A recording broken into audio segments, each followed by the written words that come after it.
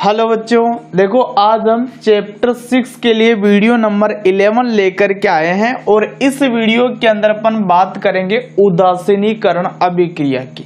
जो अम्ल और क्षार के बीच में जो अभिक्रिया होती है जिसे उदासीनीकरण अभिक्रिया बोला जाता, उसके बारे में अपन बात करने वाले हैं इस वीडियो के अंदर। और साथ में ही अपन एक बात और करेंगे यहाँ पर कि अलग अलग प्रकार के अम्ल और क्षार होते हैं तो उनके बीच में आपस में अभिक्रिया होती है तो लवण बनते हैं। तो कुछ लवण उदासीन होते हैं, कुछ क्षारीय प्रकृति के होते हैं, कुछ अम्लीय प्रकृति के होते हैं। तो ऐसा क्यों होता है इसके बारे में भी अपन इस वीडियो के अंदर जान लेंगे। तो सबसे पहले अपन बात करते हैं उदासीनीकरण अभिक्रिया की। तो इसके लिए अपन क्या बोलेंगे कि अम्ल और क्षार आपस में अभिक्रिया करके लवण और जल बनाते हैं।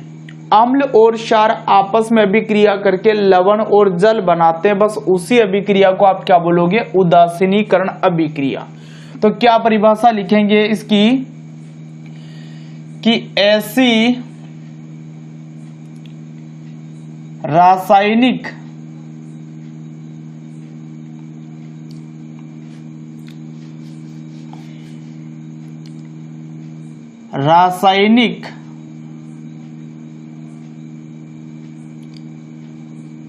अभिक्रिया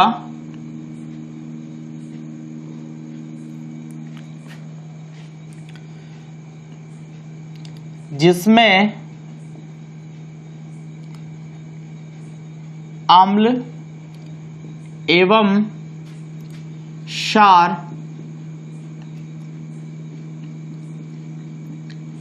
आपस में अभिक्रिया करके लवण व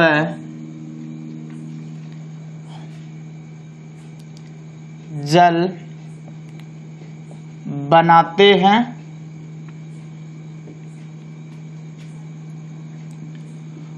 उदासीनीकरण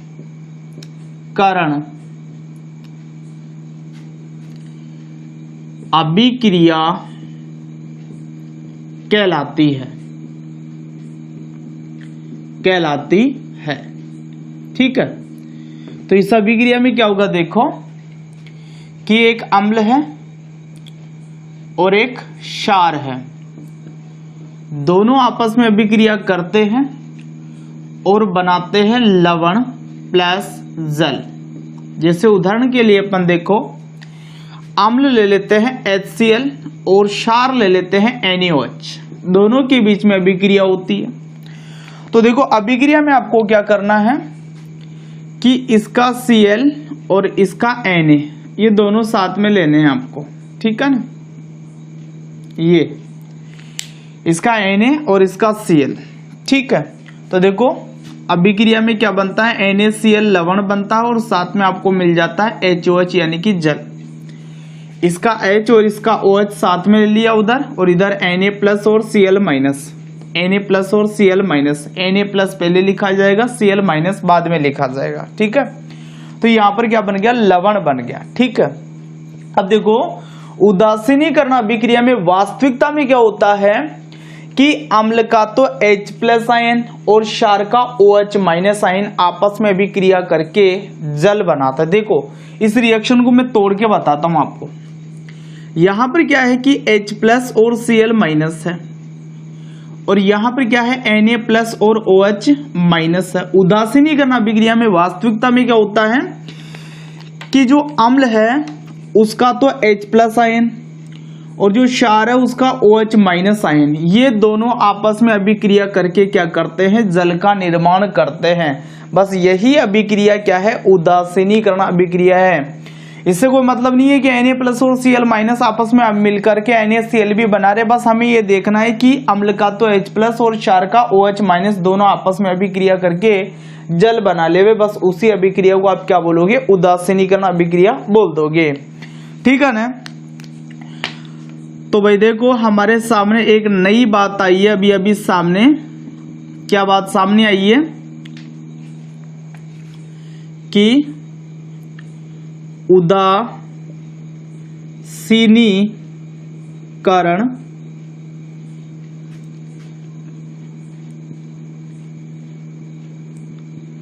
अभिक्रिया में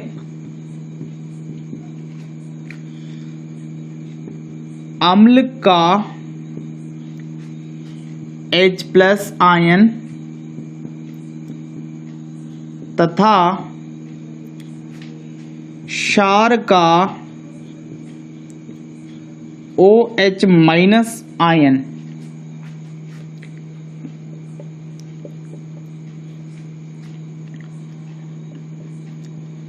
आपस में अभिक्रिया करके जल बनाते हैं। ठीक है, तो वास्तविकता में उदासीनीकरण अभिक्रिया में यही होगा कि अम्ल का H+ आयन जो है वो क्षार के OH- से उदासीन होता है और क्या बनाता है, जल बनाता है। बेसिकली अपने को इसी आधार पर क्या करना है कि जो अम्ल और क्षार के बीच में अभिक्रिया होती है उससे जो लवण बनेंगे उसकी प्रकृति को अपने को समझना है। तो पहले वीडियो को पॉज करके ये बातें नोट करो, फिर कुछ और बातें इससे संबंधित मैं आपको समझाता हूं।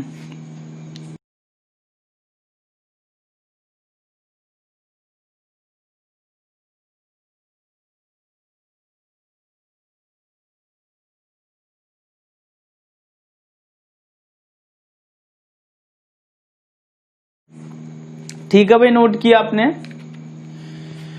अब देखो चैप्टर 5 के अंदर अपन ने अम्ल और क्षार दोनों के ही दो प्रकार पढ़ रखे हैं। अम्ल और क्षार दोनों के ही कितने प्रकार पढ़ रखे हैं, दो प्रकार अपन पढ़ चुके हैं पहले।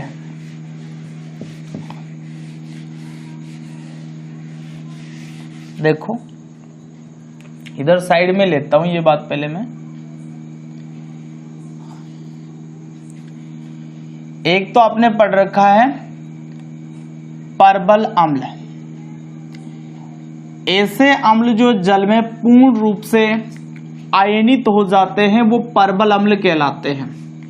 तो परबल अम्ल क्या करते हैं कि जल में घुलने के बाद में अधिक मात्रा में H+ आयन देते हैं। तो परबल अम्ल के उदाहरण मैं आपको बताता हूं, HCl, HNO3 और H2SO4, ये तीनों अम्ल परबल अम्ल है। चैप्टर 5 के अंदर ये बात पढ़ी हुई है अपनी, दोबारा बता रहा हूं मैं कि ऐसे अम्ल जो जल में पूर्ण रूप से वियोजित हो जाते हैं या आयनित हो जाते हैं। वियोजित होने का मतलब है कि ये अपने धनायन और ऋणायन में विभक्त हो जाएंगे।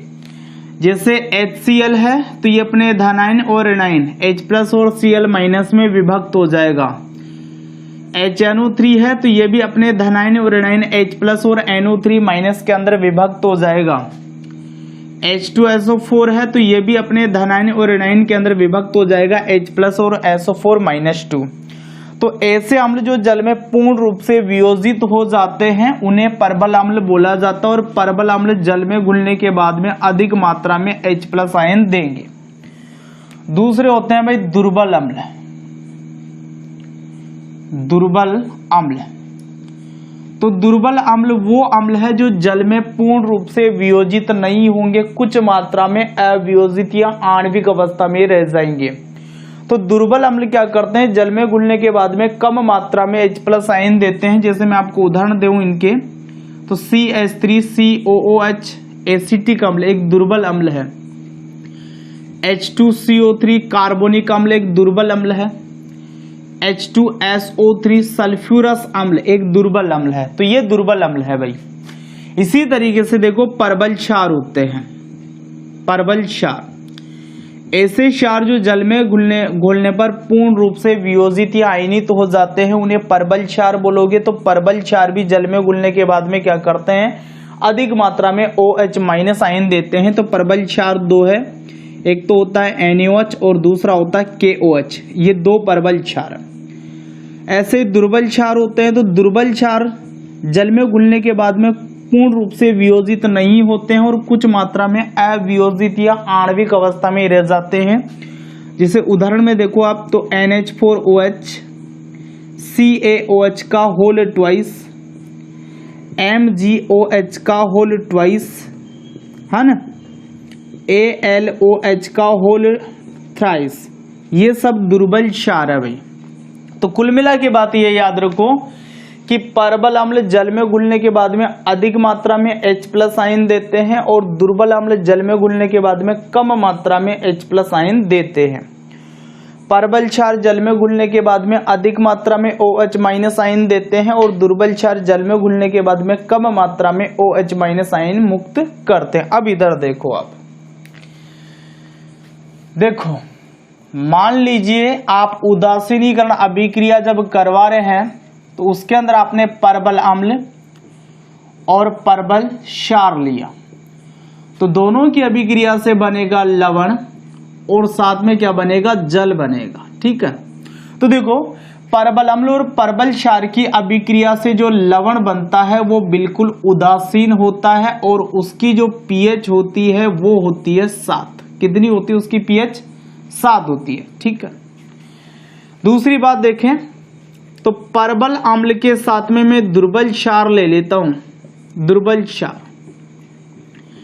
तो परबल अम्ल और दुर्बल क्षार के बीच में जब अभिक्रिया होगी तो लवण और जल बनेगा तो सही, लेकिन इस बार जो लवण बनेगा ना वो अम्लीय प्रकृति का होगा। देखो भाई, परबल अम्ल है यानी कि इस लवण के ऊपर जो परबल होगा ना उसका प्रभाव चला जाता है, तो यहां पर अम्ल परबल है इसलिए लवण जो है वो किस प्रकृति का हो जाएगा, अम्लीय प्रकृति का हो जाएगा। और उसकी जो pH है वो आएगी 7 से कम। pH कितनी आएगी? 7 से कम आएगी। ठीक है, क्षार दुर्बल था इसलिए लवण पर क्षार का प्रभाव नहीं जाकर के किसका प्रभाव चला गया, अम्ल का प्रभाव चला गया। तीसरी कंडीशन देखो, मैं यहां पर ले लेता हूं दुर्बल अम्ल और दुर्बल अम्ल के साथ में मैं परबल क्षार ले लेता हूं, परबल क्षार। तो भाई लवण बनेगा और जल भी बनेगा। ठीक है, लेकिन इस बार जो लवण बनेगा ना उस पर किसका प्रभाव चला जाएगा, क्षार परबल है तो क्षार का प्रभाव चला जाएगा, यानी कि जो लवण है वो आपका क्षारीय प्रकृति का होगा और उसकी जो pH है वो होगी 7 से अधिक। pH कितनी होगी? 7 से अधिक होगी। ठीक है, तो ये जो 3 बातें मैं आपको बता रहा हूं,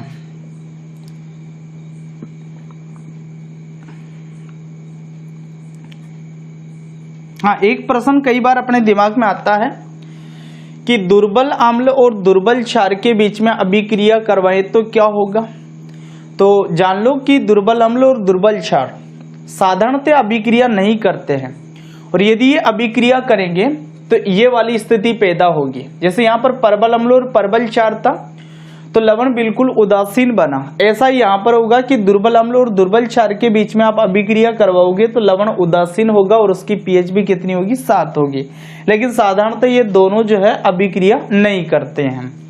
तो देखो परबल अम्ल और परबल क्षार की अभिक्रिया से जो लवण बनेगा वो तो उदासीन होगा, परबल अम्ल और दुर्बल क्षार की अभिक्रिया से जो लवण बनेगा वो अम्लीय प्रकृति का होगा और दुर्बल अम्ल और दुर्बल क्षार की अभिक्रिया से बना जो लवण है वो किस प्रकृति का होगा? क्षारीय प्रकृति का होगा। तो ऐसा क्यों होता है, इसका कारण अब अपन देखेंगे। तो पहले वीडियो पॉज करके इन बातों को नोट करो, फिर तीनों कंडीशन के लिए अलग अलग कारण मैं बताऊंगा कि ऐसा होता क्यों है इनके अंदर। तो वीडियो पॉज करके नोट करो पहले।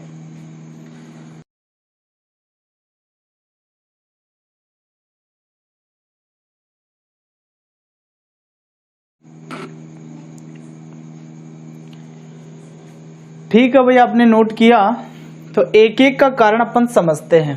तो पहले अपन पहली कंडीशन लेंगे कि परबल अम्ल और परबल क्षार की अभिक्रिया से बना लवण उदासीन होता है। तो क्यों होता है?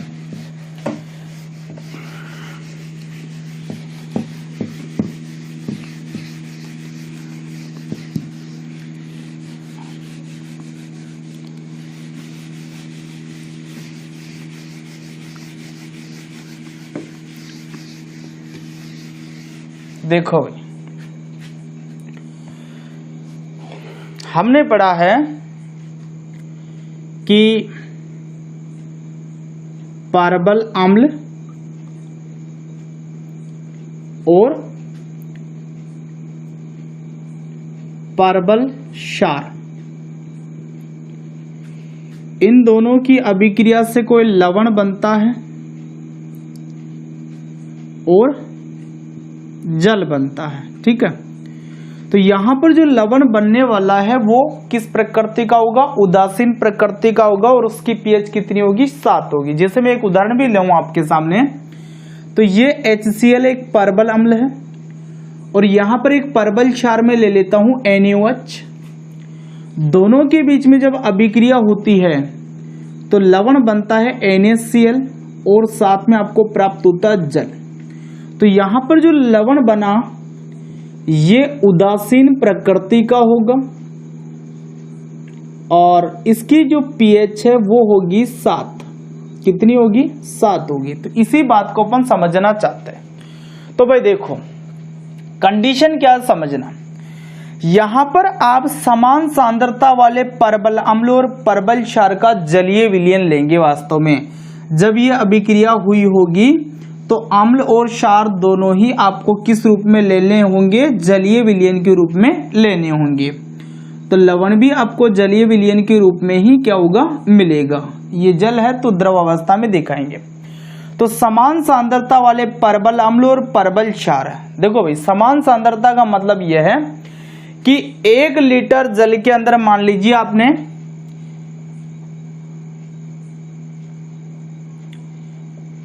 10 अणु HCl के घोल रखे हैं और 1 ही लीटर जल के अंदर आपने क्या कर रखा है? 10 अणु NaOH के घोल रखे हैं। समान सांद्रता का मतलब यह है यहां पर भाई 1 लीटर आपके पास में जल है तो उसके अंदर 10 अणु तो आपने HCl के घोल रखे हैं और 1 लीटर जल के अंदर ही आपने क्या कर रखा? 10 अणु NaOH के घोल रखे हैं। ठीक है, तो ये हो गई दोनों की समान सांद्रताएं। ठीक, अब क्या होगा कि जब आप इसको जल में घोल लेते हैं तो आपको 10 तो मिलेंगे H+ आयन और 10 ही मिलेंगे Cl- आयन।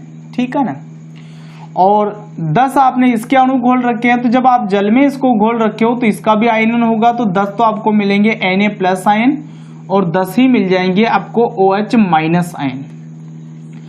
अब जब उदासीनीकरण अभिक्रिया होती है भाई तो क्या होता है कि ये H+ आयन इस क्षार के OH- आयन को उदासीन करके जल का निर्माण करता है। किसका निर्माण करता है? जल का निर्माण करता है।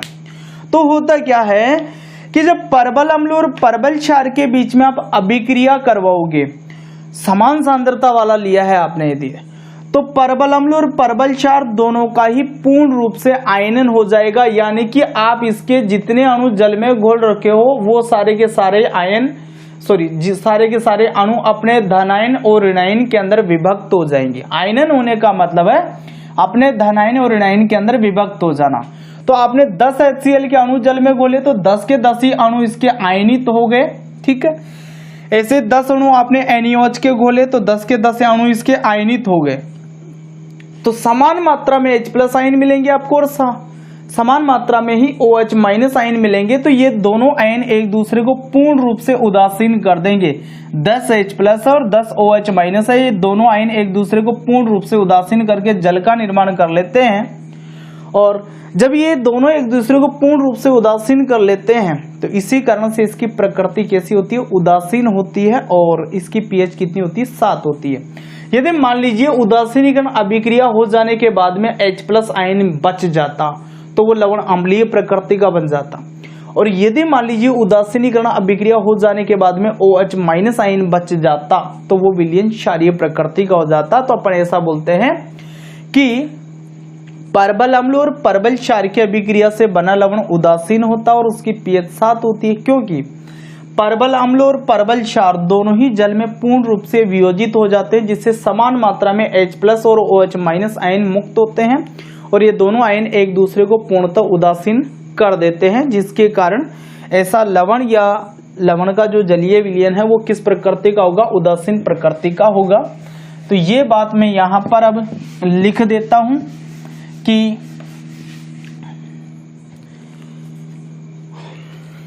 देखो क्या लिखेंगे समान सांद्रता वाले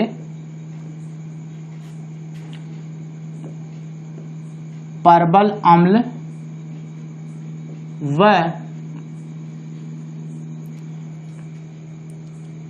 परबल क्षार के बीच अभिक्रिया से बना लवण उदासीन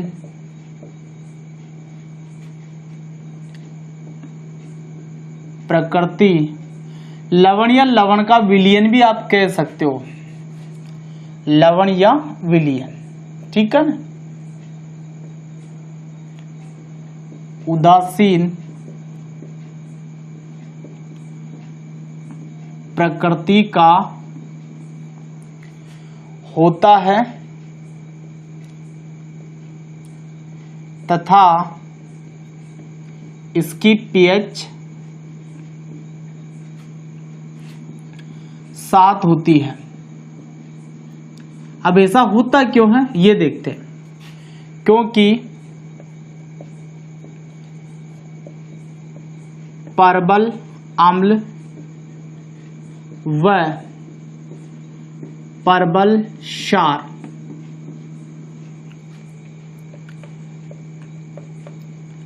दोनों ही जल में पूर्ण रूप से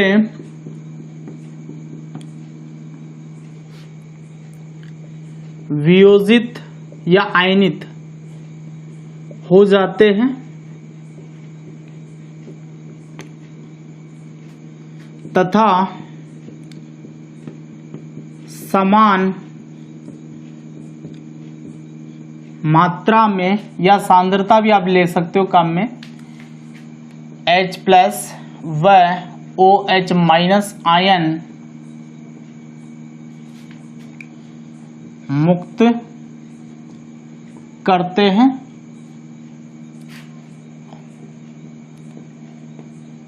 जिसके कारण H प्लस व OH माइनस आयन एक दूसरे को पूर्णतः उदासीन कर देते हैं। तो यहां पर क्या हुआ कि समान मात्रा में H प्लस और OH माइनस आयन मुक्त होंगे और समान मात्रा में मुक्त होने के कारण ये एक दूसरे को पूर्णतः उदासीन कर देंगे और इसी कारण से समान सांद्रता वाला परबल अम्ल और परबल क्षार की अभिक्रिया से बना लवण या उसका जो विलयन है वो बिल्कुल उदासीन होगा और उसकी pH कितनी होगी 7 होगी। तो वीडियो पॉज करके पहले ये बात नोट करो, फिर अगली वाली जो बात है वो लेंगे। तो वीडियो पॉज करके नोट करो आप पहले।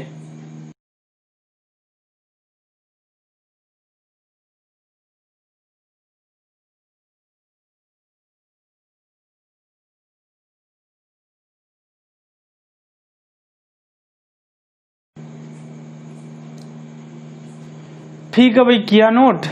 अब देखो स्थिति को अपन बदलते हैं। अब की बार अपन क्या करेंगे कि क्षार दुर्बल लेंगे इसके साथ में।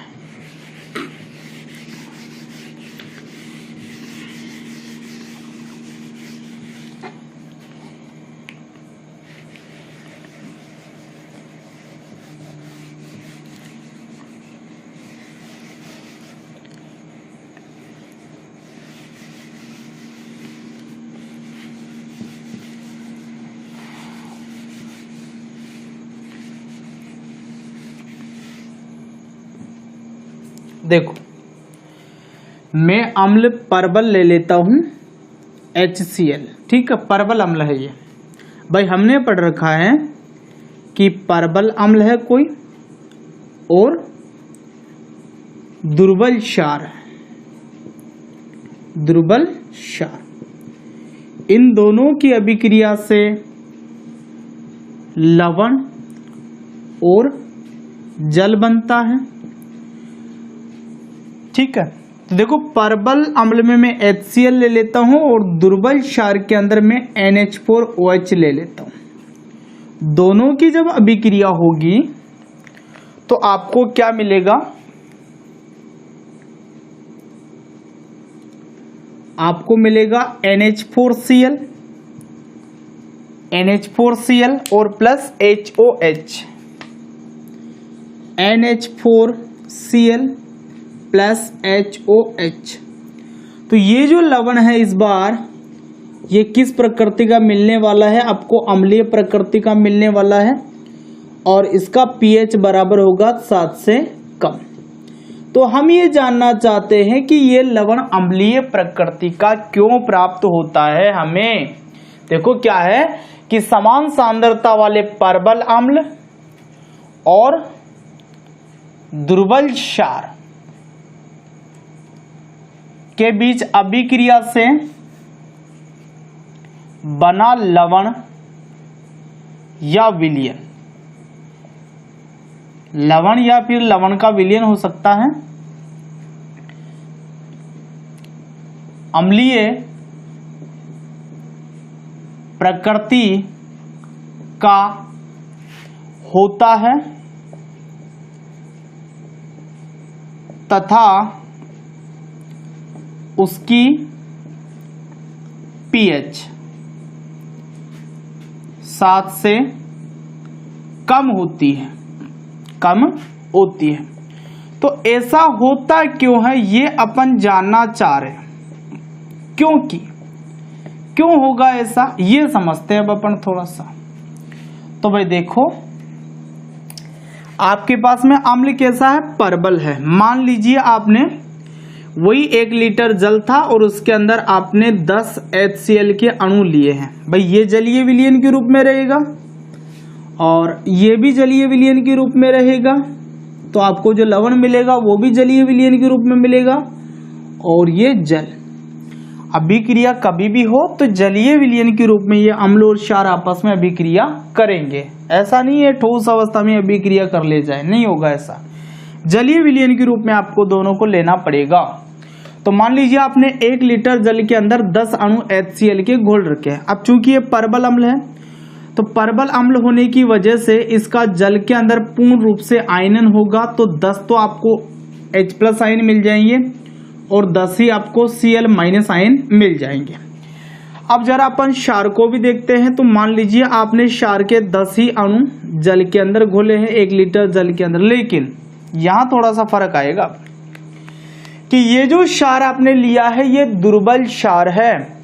जल में इसका पूर्ण रूप से आयनन नहीं हो पाता है, ये कुछ मात्रा के अंदर जल में अवियोजित या आणविक अवस्था में ही रहता है, तो इसके सारे अणु वियोजित नहीं हो पाएंगे। मान लेते हैं कि इसके 5 अणु वियोजित हुए, तो 5 अणु जब इसके वियोजित हुए तो 5 तो आपको मिल जाएंगे NH4+ आयन, 5 ही मिल जाएंगे आपको OH- आयन, और 5 अणु अभी भी किस रूप में मौजूद है? आणविक अवस्था में ही मौजूद है। ठीक है ना। अब देखो ये जो 5 अणु आणविक या अवियोजित अवस्था में मौजूद है ना, ये किसी काम के नहीं है। ये ठीक अणु उस व्यक्ति के समान है जिसके हाथ पैर बांध करके मुंह पर टेप चिपका करके आपने एक तरफ कोने में डाल दिया। अब वो है तो सही वहां पर, लेकिन काम कुछ नहीं कर सकता। तो ठीक ऐसा ही यहां पर है कि NH4OH के 10 अणु आपने लिए तो हैं, लेकिन जल में इसका पूर्ण रूप से आयनन नहीं होगा क्योंकि ये एक दुर्बल क्षार है। इसके कुछ अणु ही क्या हो पाएंगे? वियोजित हो पाएंगे। तो मान लेते हैं अपन भाई इसके 5 अणु वियोजित हुए, तो 5 तो आपको NH4+ आयन मिलेंगे, 5 OH- आयन मिलेंगे, और 5 अणु जैसे के जैसे अभी भी क्या है? विद्यमान है, जो वियोजित नहीं हुए हैं। तो ये अणु किसी काम के नहीं है, ये अभिक्रिया में भाग नहीं लेंगे। अब देखो उदासीनीकरण अभिक्रिया किस किस के बीच में होगी? इन दोनों के बीच में होगी। ठीक है ना। 10 H+ आयन है और 5 OH- आयन है। तो 10 H+ आयन और 5 OH माइनस आयन है, तो 5 OH minus ion 10 H plus आयनों को तो उदासीन कर सकते हैं भाई। 5 H प्लस आयन और 5 ही OH माइनस आयन, ये दोनों तो आपस में अभिक्रिया करके 5 जल के अणु बना लेंगे। लेकिन अभी भी यहां पर देखो आप 5 H प्लस आयन बचे हुए हैं और ये 5 H प्लस आयन जो है विलयन में स्वतंत्र घूमेंगे। भाई जहां आप ये अभिक्रिया करवा रहे हो वो पूरा विलयन ही तो है, ये दोनों विलयन के रूप में लिया है आपने, ये भी विलयन के रूप में बनेगा और ये जल है ही खुद, ठीक है ना। तो ये जो 5 H प्लस आयन है ये जल के अंदर क्या होते रहेंगे, घूमते रहेंगे, उस अभिक्रिया मिश्रण के अंदर या उस अभिक्रिया विलयन में घूमते रहेंगे। और ये H प्लस आयन कौन सी प्रकृति दिखाएंगे, अम्लीय प्रकृति दिखाएंगे। तो इसीलिए इस तरीके के जो लवण है वो अम्लीय प्रकृति के होंगे और उनकी pH क्या होगी, 7 से कम होगी। तो इस बात को आप कैसे एक्सप्लेन करोगे कि क्योंकि परबल अम्ल तो जल में पूर्ण रूप से वियोजित होकर के अधिक मात्रा में H प्लस आयन दे देते हैं, लेकिन दुर्बल क्षार जल में पूर्ण रूप से वियोजित नहीं हो पाते हैं और कुछ मात्रा में अवियोजित या आणविक अवस्था में ही रह जाते हैं, जिसके कारण कम मात्रा में OH माइनस आयन दे पाते हैं। इस स्थिति में OH माइनस आयन संपूर्ण H प्लस आयनों को उदासीन नहीं कर पाते। इस स्थिति में OH माइनस आयन संपूर्ण H प्लस आयनों को उदासीन नहीं कर पाते हैं और उदासीनीकरण अभिक्रिया हो जाने के बाद में भी जल के अंदर कुछ मात्रा में H प्लस आयन शेष रह जाते हैं और इसी H प्लस आयनों के उपस्थिति के कारण ये विलयन या लवण जो है वो किस प्रकृति का होता है, अम्लीय प्रकृति का होता है और उसकी pH कितनी होती है, 7 से कम होती है। तो इसी बात को मैं ऊपर लिख देता हूं, बात आपके समझ में आ गई होगी कि यहाँ पर क्या हो रहा है कि जो दुर्बल क्षार है वो पूर्ण रूप से वियोजित नहीं हो पाने के कारण कम मात्रा में OH माइनस आयन दे रहा है। तो वो कम मात्रा के OH माइनस आयन अधिक मात्रा के H प्लस आयनों को पूर्ण रूप से उदासीन नहीं कर पाए। तो यहां पर आगे लिखे अपन, क्योंकि परबल अम्ल जल में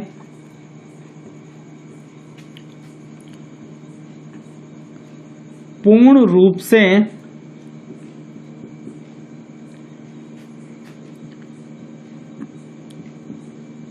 वियोजित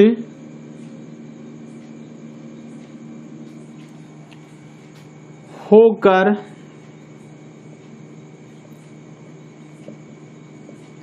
अधिक मात्रा में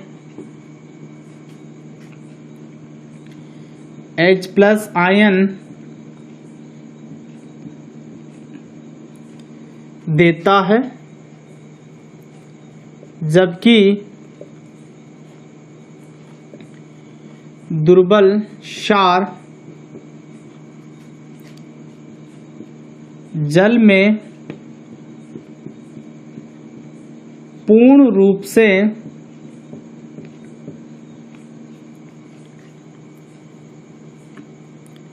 वियोजित नहीं हो पाते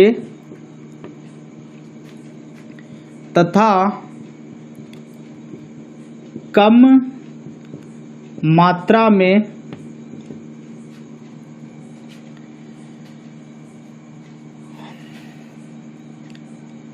OH माइनस आयन देते हैं, जिससे OH माइनस आयन पूरे H प्लस आयनों को उदासीन नहीं कर पाते तथा अभिक्रिया हो जाने के बाद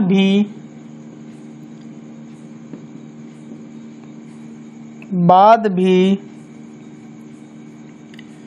कुछ H+ आयन शेष रह जाते हैं जो अम्लीय प्रकृति दर्शाते हैं। तो इस कंडीशन में क्या हुआ कि H+ आयन तो अधिक है और OH- आयन कम है, तो वो सभी H+ आयनों को उदासीन नहीं कर पाए और वो जलीय विलयन के अंदर क्या कर रहे हैं, ये जो लवण का विलयन है उसके अंदर क्या कर रहे हैं, अम्लीय प्रकृति दर्शा रहे हैं। तो वीडियो को पॉज करके आप ये बात नोट करो। फिर तीसरी बात आपको समझाता हूं, जिसके अंदर अपन क्या करेंगे कि अम्ल तो दुर्बल कर लेंगे और क्षार को प्रबल कर देंगे। तो नोट करो भाई पहले।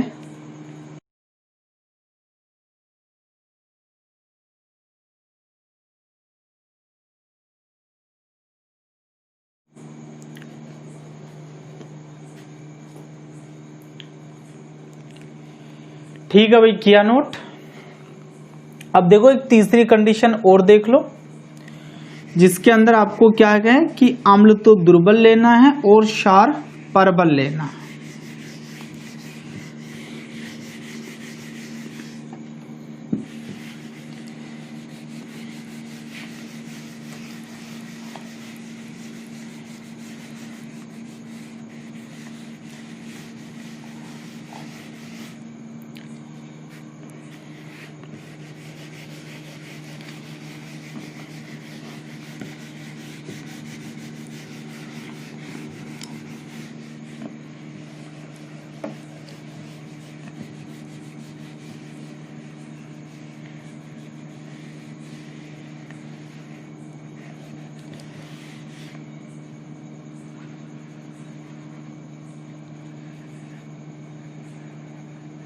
देखो भाई क्या कंडीशन है कि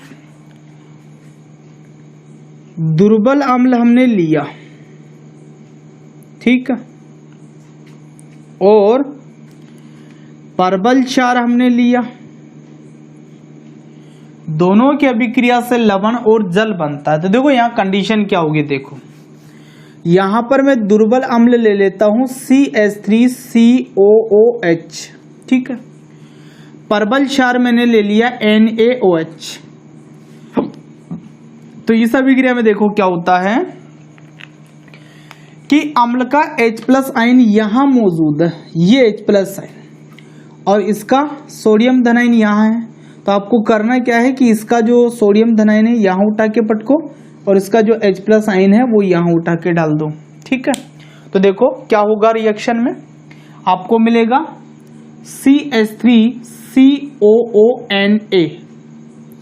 भाई ये जो Na है यहां डाल दिया मैंने और ये H+ वहां चला जाएगा, तो प्लस आपको मिल जाएगा HOH, ठीक है। अब ये लवण यहां पर बन गया, ये एसिटिक अम्ल है और ये सोडियम एसीटेट है, ये एसिटिक अम्ल, ये सोडियम एसीटेट। तो ये जो लवण आपको मिला ये क्षारीय प्रकृति का होगा और इसकी pH होगी 7 से अधिक। अब बात वही कि ऐसा होता क्यों है, तो वही कारण अपन समझेंगे। तो पहले ये देख लो कि दुर्बल अम्ल व प्रबल क्षार के बीच अभिक्रिया से बना लवण या विलयन क्षारीय प्रकृति का होता है तथा pH 7 से अधिक होती है,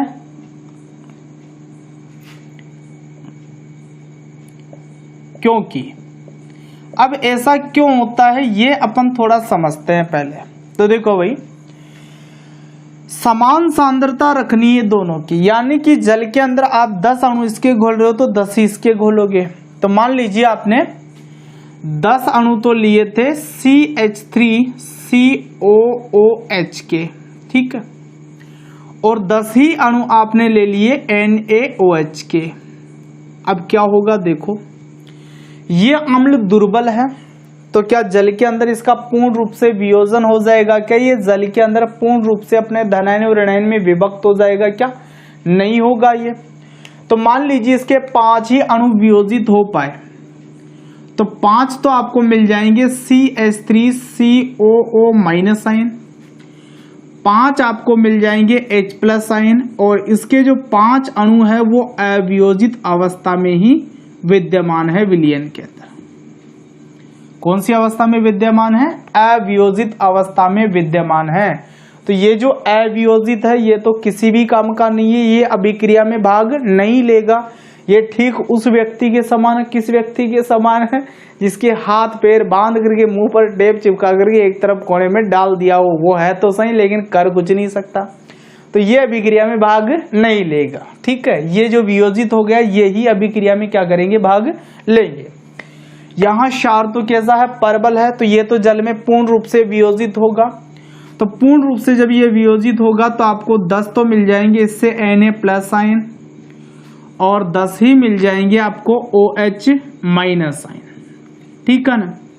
तो यहां पर देखो क्या हुआ कि क्षार परबल होने के कारण ये तो पूर्ण रूप से वियोजित हो गया और अधिक मात्रा में इसने OH माइनस आयन दे दिए, लेकिन अम्ल दुर्बल होने के कारण ये पूर्ण रूप से वियोजित नहीं हो पाया और इसने कम मात्रा में ही H प्लस आयन दिए। तो जब उदासीनीकरण अभिक्रिया होगी तो दोनों के बीच में ही तो होगी। तो देखो यहां पर 5 H प्लस आयन और 5 OH माइनस आयन,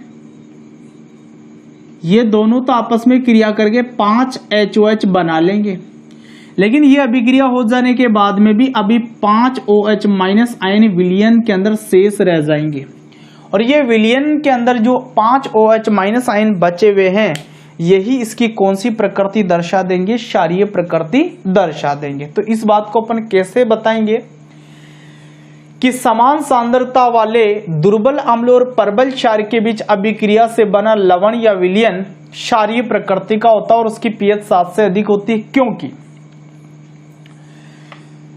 परबल क्षार तो जल में पूर्ण रूप से वियोजित होकर के अधिक मात्रा में OH माइनस आयन दे देता है, लेकिन दुर्बल अम्ल जल में पूर्ण रूप से वियोजित नहीं हो पाता है और कम मात्रा में H प्लस आयन देता है। तो इस अभिक्रिया में H प्लस आयन संपूर्ण OH माइनस आयनों को उदासीन नहीं कर पाता है और अभिक्रिया हो जाने के बाद में भी विलयन में कुछ मात्रा में OH माइनस आयन शेष रह जाते हैं, जिसके कारण लवण या जो उसका विलयन है वो क्षारीय प्रकृति का होता है। बात समझ में आ गई आपके? तो मैं इस बात को भी यहां पर लिख देता हूं आपके लिए।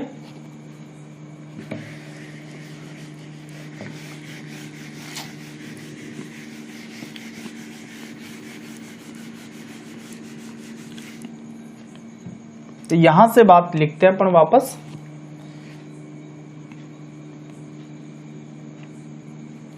क्योंकि परबल क्षार जल में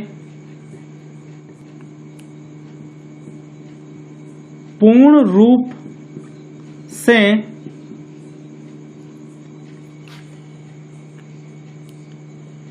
वियोजित होकर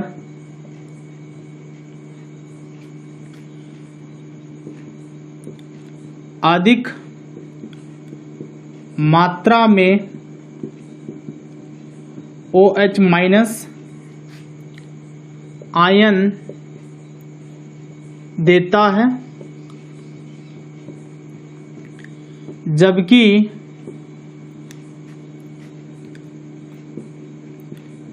दुर्बल अम्ल जल में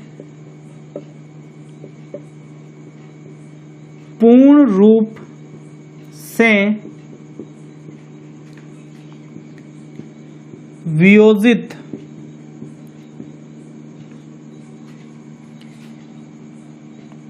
नहीं हो पाता है तथा कम मात्रा में H+ आयन देता है, जिससे H+ आयन संपूर्ण OH- आयनों को उदासीन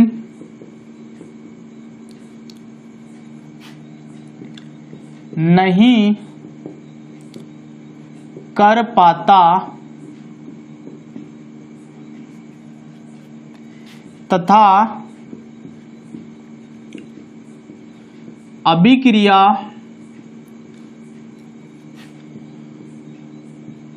होने के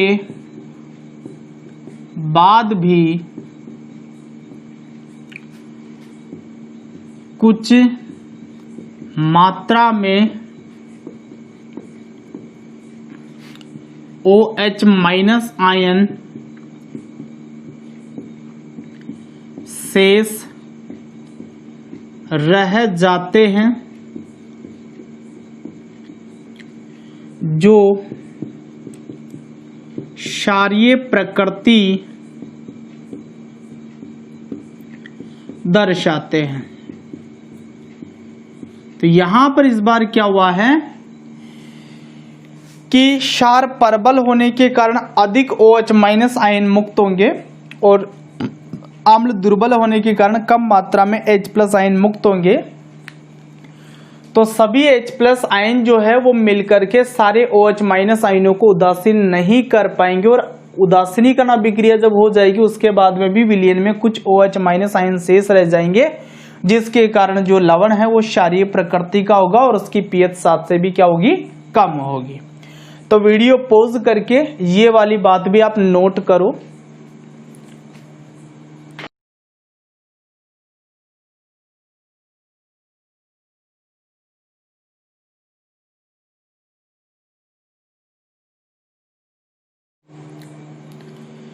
ठीक है भाई, किया आपने नोट।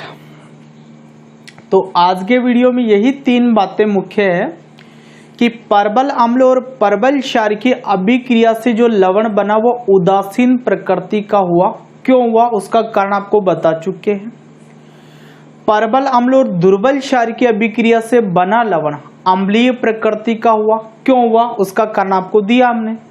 और इसी तरीके से लास्ट बात अपन ने सीखी कि दुर्बल अम्ल और प्रबल क्षार की अभिक्रिया से बना लवण क्षारीय प्रकृति का होता है, क्यों होता है उसका कारण भी हमने दे दिया। तो बेसिकली ऐसे ही प्रश्न आता है कि दुर्बल अम्ल और प्रबल क्षार की अभिक्रिया से बना लवण क्षारीय प्रकृति का क्यों होता है, समझाओ इस बात को, कारण दो इस बात का। तो इसी तरीके से तीनों स्टेप में अलग अलग तरीके से वो क्वेश्चन बन सकता है। किसी का भी कारण आपसे पूछा जा सकता है, भाई इसकी उदासीन प्रकृति है तो क्यों है, इसकी क्षारीय प्रकृति है तो क्यों है, इसकी अम्लीय प्रकृति है तो क्यों है। तो उसी हिसाब से आपको ये तीनों क्वेश्चन इस तरीके से तैयार करने हैं। तो आज के वीडियो में यही बातें अपन समाप्त करते हैं। नेक्स्ट वीडियो के अंदर अपन स्टार्ट करेंगे उत्प्रेरक और उसके प्रकार। तो मिलते हैं फिर नेक्स्ट वीडियो में, तब तक के लिए ऑल द बेस्ट।